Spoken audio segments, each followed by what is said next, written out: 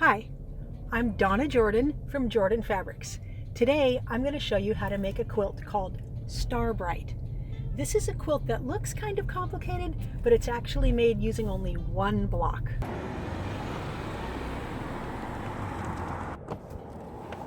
So the big quilt has all these really nice stars, and it's made with just that one block there. But when you take that block and repeat it and turn it, that's how we get those awesome secondary stars popping out at us.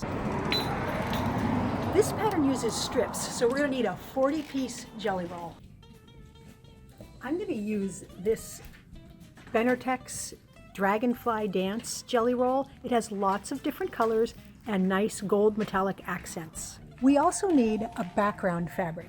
And you want to get a background that all of these fabrics will show up against. And I really think black will be the best choice for this. The only other thing we're going to need is some borders, but I like to put the patchwork together first and see what it looks like, then pick the borders. So the first thing I'm going to do is open up this jelly roll, take a look at the fabrics. We do want to make sure that all the fabrics we use will show up against our background here.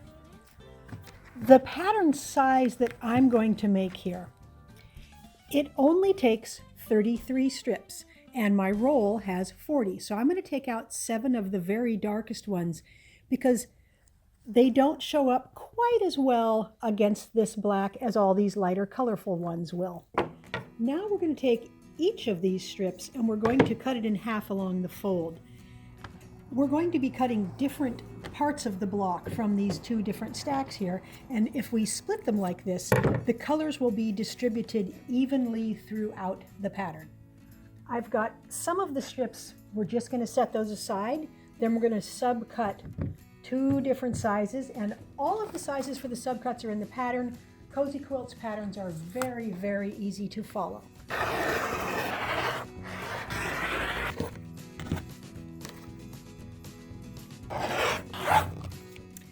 That is all the subcutting of the prints, and now we are going to work on the background.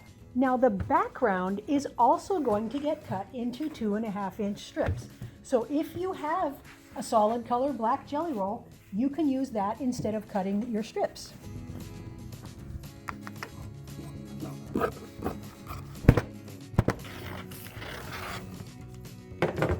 All of those strips are cut. Now some of them we are going to subcut. All our pieces are cut and now we are ready to sew. These half strips that we set aside, that's what we're going to work with first. We're going to take one of the print and one of the background and stitch them together using a 1/4-inch seam.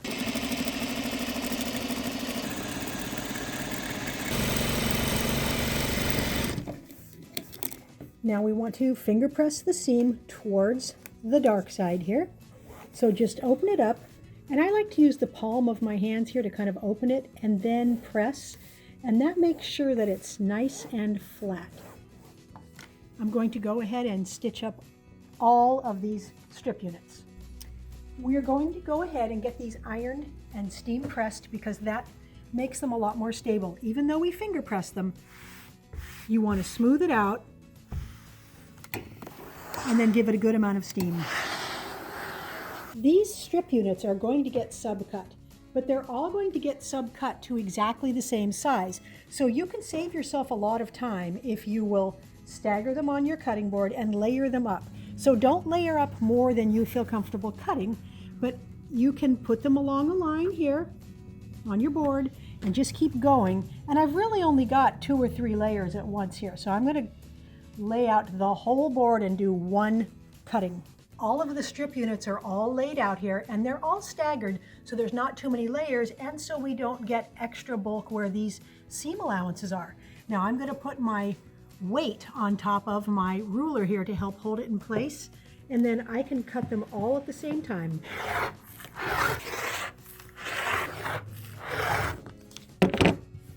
Now we are going to take all of these back over to the sewing machine. Now take 2 of these, any 2 that are different. Turn one around, put them right sides together, Make sure your intersection matches there, and see those seam allowances will nest. They're going different ways, and stitch them together.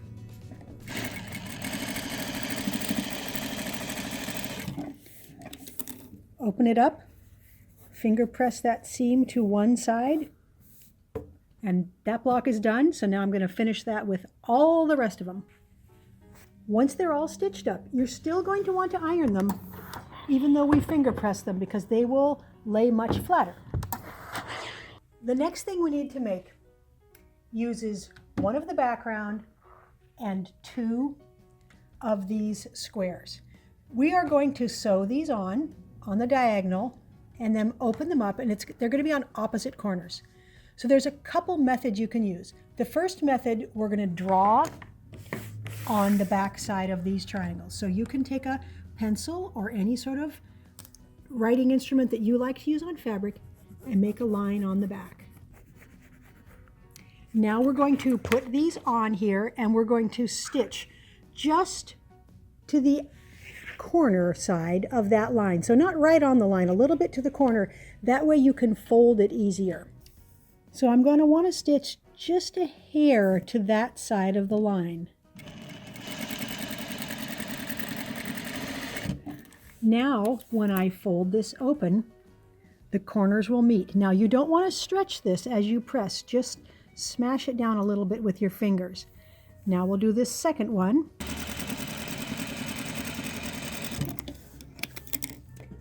And we'll take this over to the ironing board. Iron it nice and flat. Then we're going to want to cut away the back here, the excess, leaving 1/4 inch. Oops, then we don't have a lot of extra bulk in the corners. So that's all done there. There's a second way you can make these. So instead of drawing on the back, we're going to take two squares and we are going to iron them in half first. Now we will just open it up, and instead of stitching on the pencil line, we are stitching on that folded line. So it might be a little bit hard to see on video, but I can see it. So again, I'm going to stitch just towards the corner, just a hair away from it. And since it's already been ironed, that will fold right back in place there, and we can just trim that excess off right now. So it actually saves time to use this method. The next piece we're going to make uses the same method. So we're going to put these pieces on. We've got a longer one here, and that's going to look like that.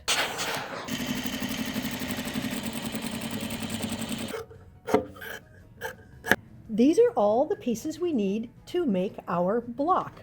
So let's take these over to the sewing machine and I'll show you how to sew them together. First step is to sew this strip onto the forepatch here. And I'm just going to be finger pressing all of these blocks until the whole block is done. I'm not going to iron the sub parts here. I'm just going to finger press. Next step, these two here. This seam allowance gets finger pressed toward the bigger piece here. Now this one will go on to there, and since this one was pressed that way, this one's that way, the seam will nest. Now we're just going to press all of the rest of these away from the outside of the block, so they're just all going to get pressed away. Now this one will go on here.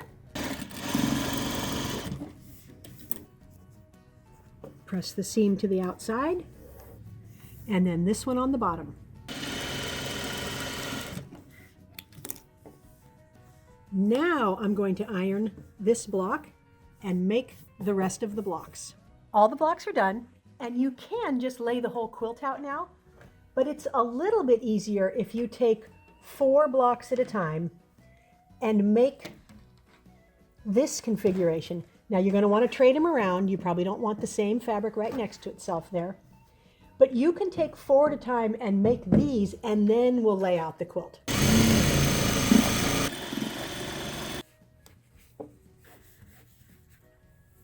Now that the blocks are all in 4s, you can really see those star patterns. So I'm not going to be real picky when I lay them out. I'm just going to make sure that the colors look balanced. Because there's so many different colors, it's really, really easy to get those colors balanced. It's not like I have a whole bunch of blue in one spot. This is going to go together so fast. So I'm going to put the blocks together into a quilt, and then we'll pick out some borders. We have lots of fabrics that would work for borders.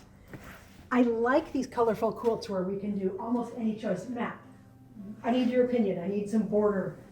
Okay. We're going to do black, black first, a small black, then probably a small other one, and then a bigger one. What do you think?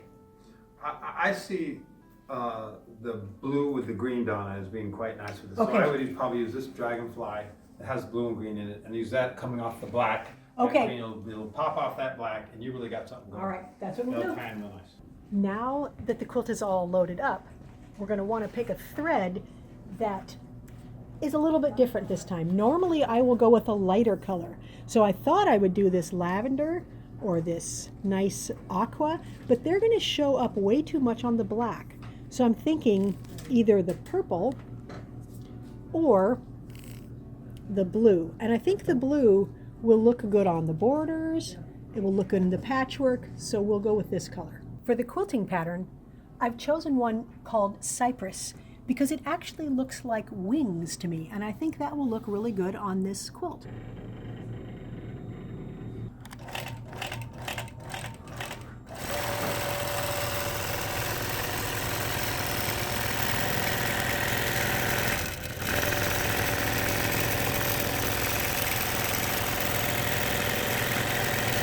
The Starbright quilt is hanging up around the corner here. From back here, you can really see why the name is so appropriate, because those stars just come right out of the quilt at you. It was pretty easy to make. I've got those borders on it. They frame it very nicely. I used the dragonfly wing print on the back side. This is one of my favorite prints, and I always like the back to be as pretty as the top, because you do see both sides all the time when you use a quilt like this. Now, if you look really closely here, you can see that when I sewed these together, the blocks together, I didn't worry too much about matching everything. And right here, it's not perfect, but you really can't tell in the overall quilt. So if that bothers you, then you can pick that out and fix it. But if it doesn't, just leave it. Thanks for watching our tutorial today on how to make the Starbright quilt. We hope you enjoyed it. Now, we're having another giveaway. We've got this nice purpley green batik quilt. This is in a pattern called Roundabout. You can see those stars and circles. This is a nice throw size quilt, and it's very easy to enter the giveaway. Just click the link below that says giveaway.